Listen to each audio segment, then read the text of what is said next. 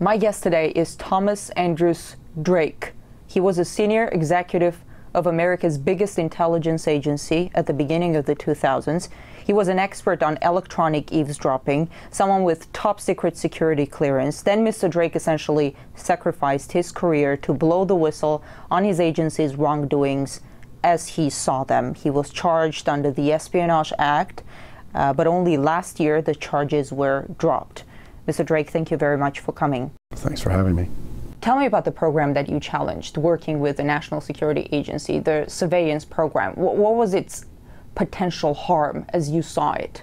There was the very large flagship program called Trailblazer that was designed to catapult NSA into the 21st century to deal with the vast amounts of data being generated from the digital age. Given the massive fraud and abuse that NSA had created with the Trailblazer program, as well as a super secret surveillance program that had completely violated the Constitution and the Fourth Amendment, and in particular the statute called the Foreign Intelligence Surveillance Act, which was the first commandment at NSA. You did not violate Americans' privacy without a warrant under that statute, and in fact, if you did, there were criminal penalties for doing so. And I found this out to my horror and shock shortly after 9/11. That NSA had entered into a secret agreement with the White House in which NSA would become the executive agent for this secret surveillance program. On the front end was designed to deal with the threat, the terrorist threat, and that was partly understandable. But what it did is it actually essentially turned the United States into just a collection platform. So, vast reams of data were increasingly being collected or through other entities being made available to NSA for analysis. There's a lot of debate about this proposed legislation. I'm sure you heard about it, the CISPA, which in the name of national security would allow web service providers to funnel private information of their users to the authorities, to government agencies. Aren't they already doing that? I mean, many argue that providers, Google, Facebook, and other companies, they need that legislation to protect themselves from being liable for what they're already doing, and that's why those companies lobby for the bill. Well, I believe that's part of it. The other part of it is the government just wants even more access to even more data. And so, under the Patriot Act in Section 215, there is a secret executive interpretation of that, which essentially grants the government pretty much unfettered access to subscriber information that's held by those companies. CISPA would take that to, and there's other variants of that, would take that to the next level. Under the label or the rubric of cyber threats, and to provide cybersecurity, the government wants even more invasive access, almost persistent access to networks that are not normally available to the public. I understand the technology is so advanced now that it is probably so very tempting for intelligence agencies to siphon all that data. But what is the goal? Is it total surveillance? I believe if you take what has been happening since in kind of our post-9/11 security world, what you're seeing is the establishment of a surveillance society. You're seeing the establishment of a surveillance network. And I keep telling people don't realize the extent to which we're already surveilled in many, many different ways. The extent to which vast amounts of our own transactional data in all forms, all electronic forms and emails and your tweets and bank records and everything else are all subject or suspect, okay, in terms of surveillance. It raises the specter of kind of the rise of soft tyranny. It raises the specter of you're automatically suspicious until we prove that you're not. It raises the specter of a universal, I would call it a universal wiretap, a persistent universal wiretap on every single person. Or if it's not, they can create one. And what happens if they don't like you? What happens if you speak ill will against the government? What happens if you say something they consider disloyal? That's not the country that I took an oath to defend 4 times in my government career. And you also have the fear element. Fear in itself is control. And what people will do when they're fearful is they will begin to censor themselves. So much of what's happening now, particularly in my case, it sent an extraordinarily chilling message that anybody, and I was a senior executive in the government, had a very high position at NSA. It sends an extraordinarily chilling message that if you speak out If you speak up, we're going to hammer you, and we're going to hammer you hard, because look what we did to Mr. Drake. National security has effectively become the state religion. You don't question it. And if you question it, then your loyalty is questioned. I want to ask you about Julian Assange. His WikiLeaks cables exposed the U.S. complicity in torture and other crimes. How angry you think Washington is at Julian Assange? I think they're extremely angry. The fact that there's apparently, based on press reporting, there's a secret grand jury. There may be even a secret indictment. They want to get him, and they want to put him away. I mean, there are those in this country at very high levels who have called for the death penalty.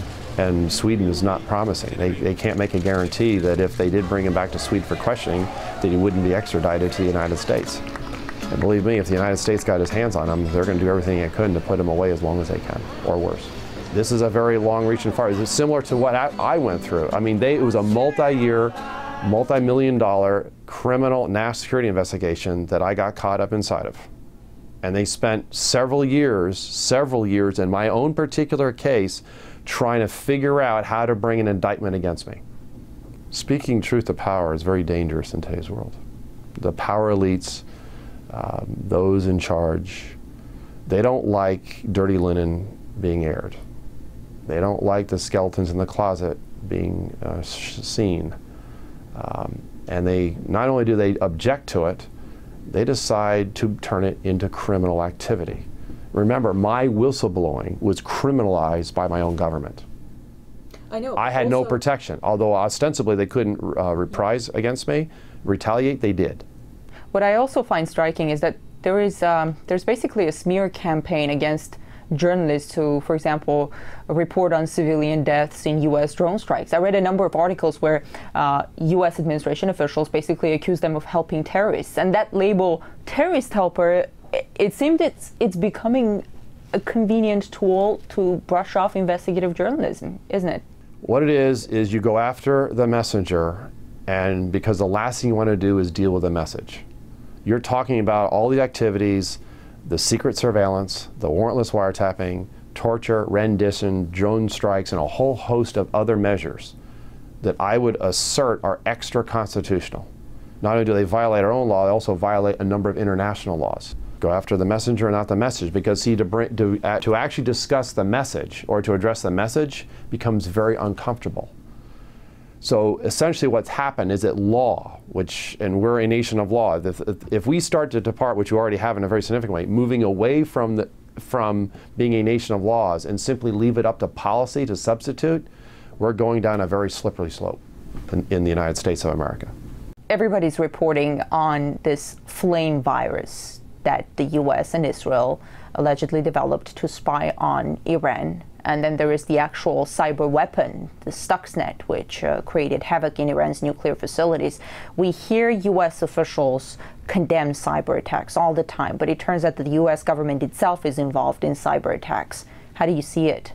Well, based on what can only be authorized leaks, which is an oxymoron coming from within the administration, other senior officials. They want people to know, actually. Right. I believe that's the case. I think in some cases that's not being reported. They actually wanted people to know. I think some people say, oh, it just makes the administration look good, sort of, sowing their oats and say, hey, we're the man here. They want people to know. They want to know what the United States is capable of doing. It is another form of warfare. It is a cyber weapon, but it's a Pandora's box. Okay, because we're now in kind of uncharted territories. It's virtual war, to say it that way. It's virtual conflict. I mean, the Pentagon itself has been on record that if a nation conducts what is allegedly been conducted by this country against other countries using things like Stuxnet, that's an act of war. But apparently, if we're doing it, it's not considered an act of war. It's information operations or cyber operations, so it goes under a whole host of other labels to make it something different from what it really is. So where are the lines drawn? I want to go back to you becoming a whistleblower. You had a well-paid job, a top position in America's biggest intelligence agency. You turned it all down. You went to work to an Apple store. I wonder, how do you decide to go for something like that? You can't put a price on freedom. And I took an oath. I mean, my oath was to the Constitution. That took primacy over everything else.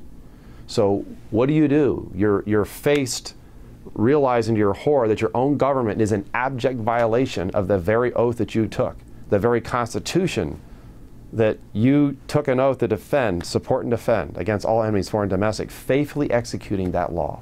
And you're finding out in secret that your own government is in violation of it, and then you know that it was never necessary. You knew that the best of American inventiveness and ingenuity could have not only provided superior intelligence, like the Thin Thread program, but would have done so in complete compliance with the Fourth Amendment and FISA.